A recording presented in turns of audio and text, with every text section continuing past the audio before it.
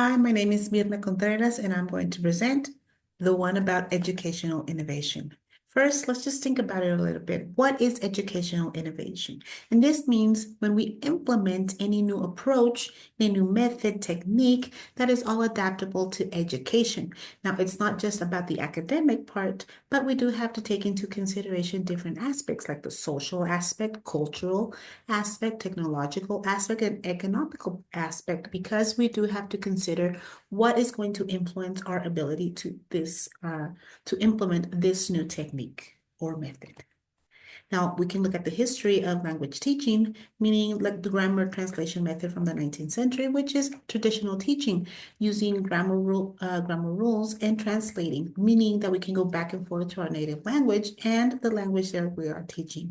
The direct method from the late 19th century to early 20th century is going to submerge directly into the target language, so we can actually have contact with it without recurring to translating.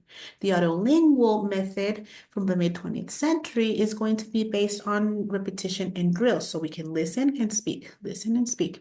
And communicative approach from the 1970s to current is going to be real life communication, like an interaction, having a context when presenting the learning process.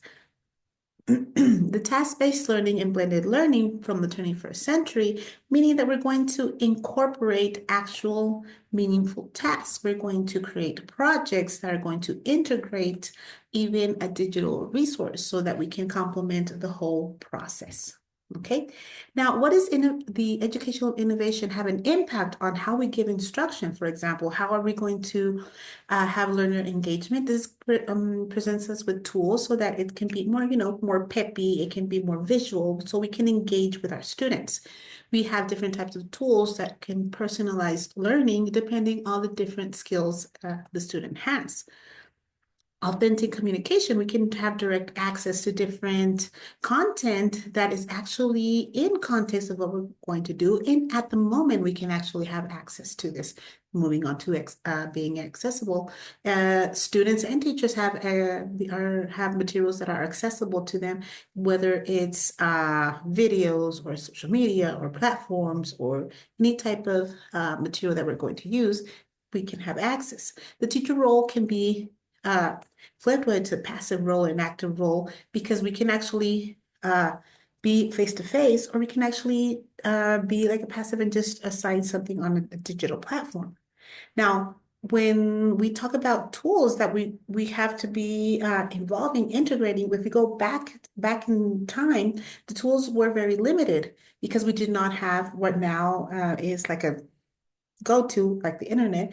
Now, the early tools were cassettes, projectors, and then it evolved from that having computer-based technologies. But when we had VHS um, tools, but not really with Wi-Fi, and now with more modern innovations, we can actually go to virtual reality, artificial intelligence.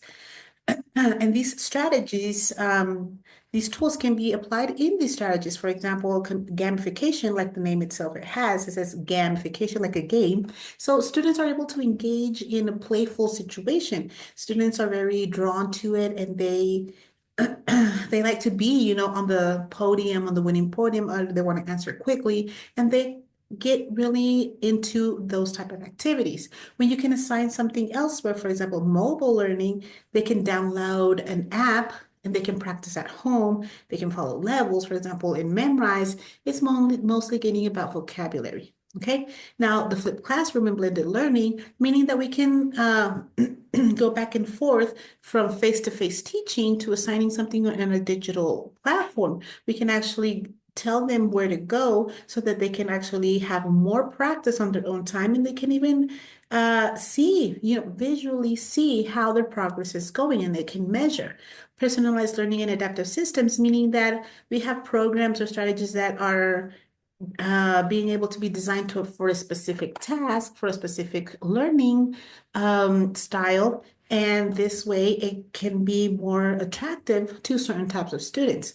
The collaborative and project-based learning, for example, if we can create a project, we can have a forum in the social media, which is very ongoing now that they can, follow a trend, follow a story, and they can be very interactive. These are some of the other innovative tools that we can be having access to. Google Classroom, we can create our own class digital. We can have a one-on-one session using Zoom. We can share files. We can create quizzes. We can have games.